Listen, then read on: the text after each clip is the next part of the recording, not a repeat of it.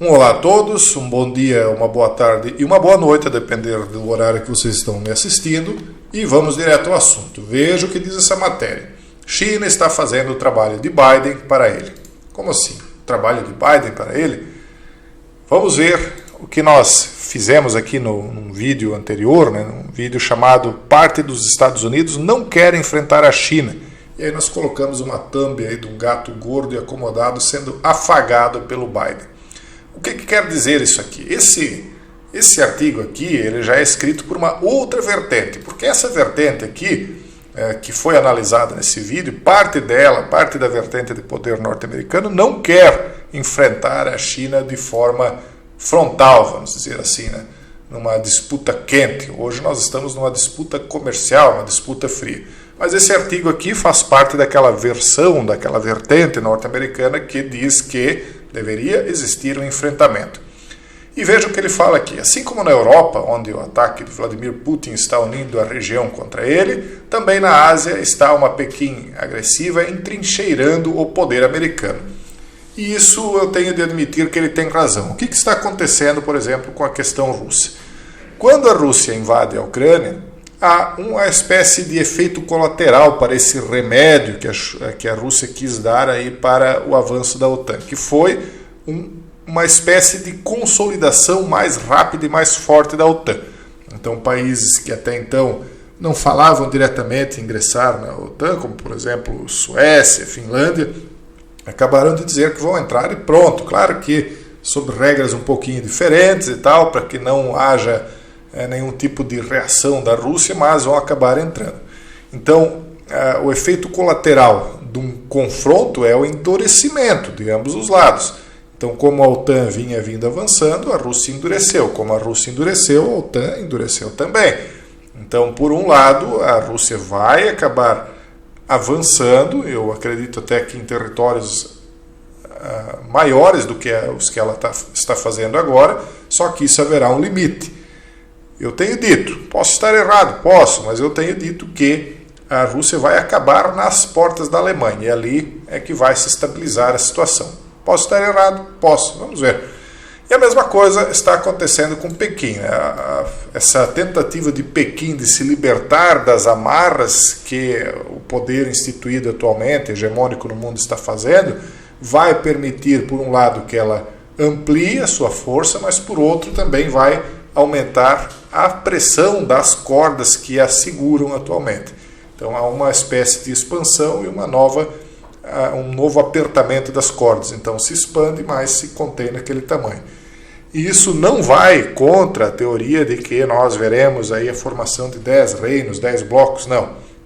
Porque é justamente o que vai acontecer. Nenhuma dessas potências vai conseguir expandir além daquilo que seria delimitado para o seu próprio território. Elas vão tentar, mas não vão conseguir. Ao mesmo tempo em que a hegemonia atual não só foi desafiada, como já está em queda evidente. Aquilo que era um projeto de globalização unânime, incontestável, já foi para o buraco. Nós estamos vivendo um novo começo de algo diferente, que eu digo que será a consolidação desses 10 blocos. Então, a expansão da Rússia terá um limite, e a expansão da China terá um limite, e o Brasil, na minha opinião, ele vai se expandir também, terá o seu limite, mas não penso que será subjugado nem por A, nem por B, nem por C, porque todos limitarão a todos. Um ajudará o outro para que haja uma expansão e depois todos limitarão a todos, pelo menos por um tempo. Então, esses 10 blocos que, na minha visão, vão se formarão por apenas um determinado tempo.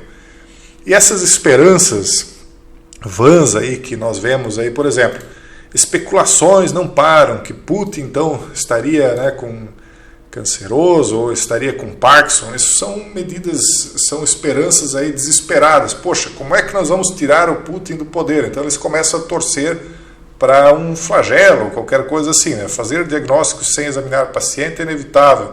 Quando poderosos dão sinais de declínio físico, e o presidente da Rússia é um caso clássico. Talvez ele até, eu não reparei, para falar a verdade, se ele está tendo um declínio físico ou não, mas até seria natural que tivesse, porque como ele é um ser humano como qualquer um, as pessoas vão envelhecendo e vão tendo esse declínio, mas a Rússia não depende de Putin, e mesmo assim colocar as suas esperanças de derrubar alguém num declínio físico da pessoa é um sinal de fraqueza, né? Então eles estão mais torcendo do que podendo agir. Isso é uma evidente mostra de fraqueza de quem torce pelo mal do outro porque não tem como fazer diferente. A mesma coisa quando eles falam aqui, a Rússia está madura para um golpe. Então eles estão torcendo para que possa existir um golpe interno na Rússia. Não vai acontecer.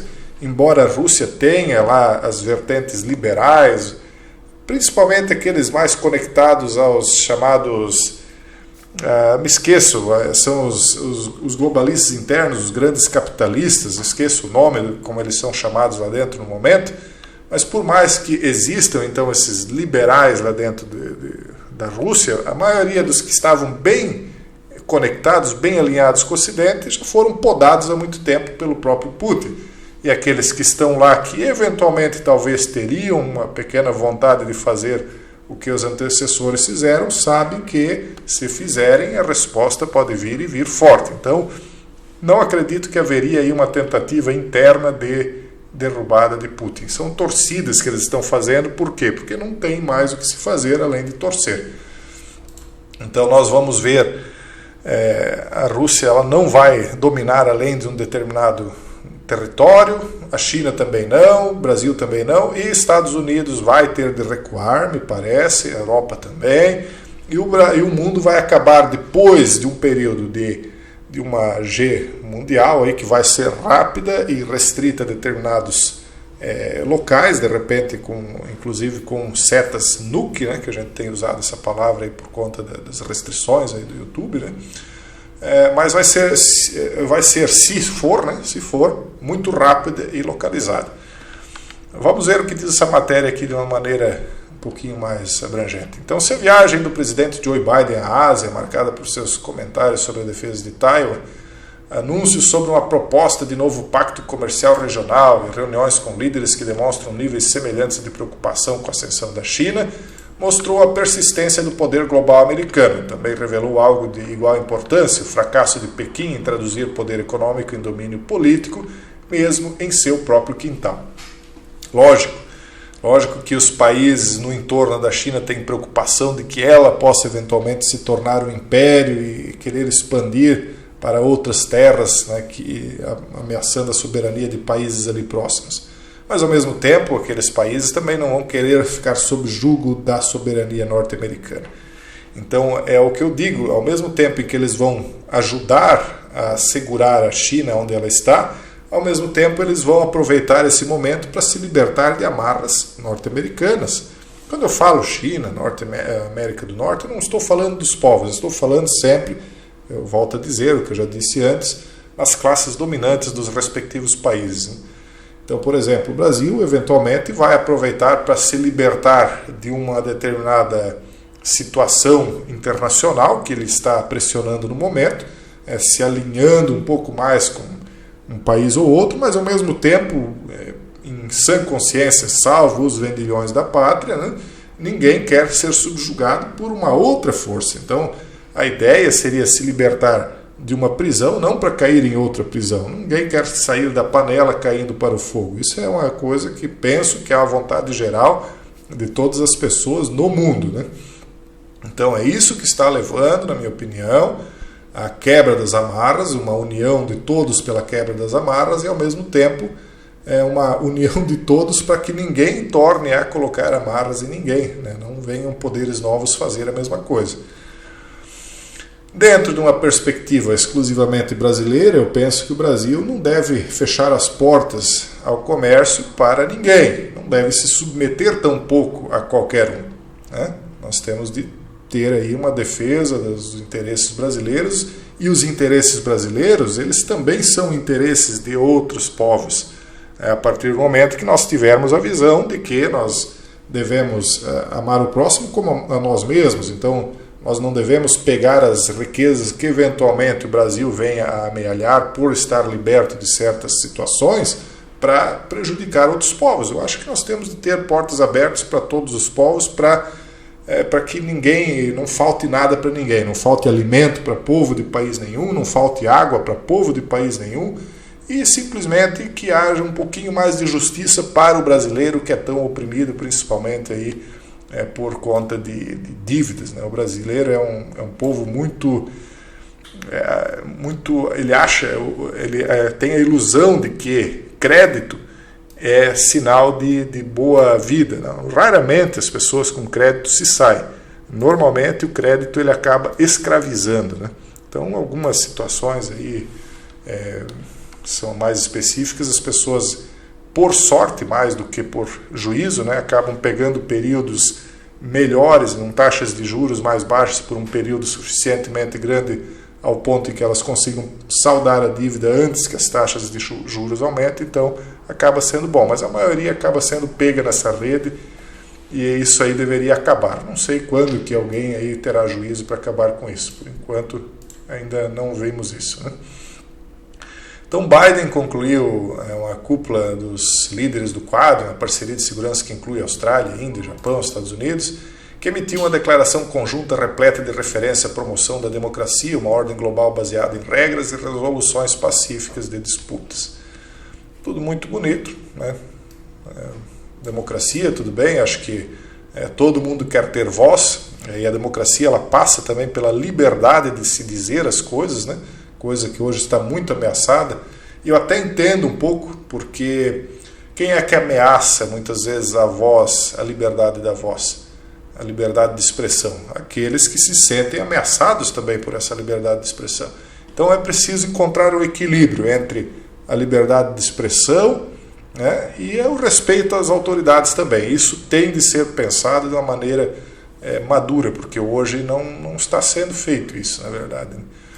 Então isso ocorreu um dia depois que Biden anunciou a formação do Quadro Econômico Indo-Pacífico, uma parceria com 13 países tão diversos quanto Coreia do Sul, Vietnã e Nova Zelândia.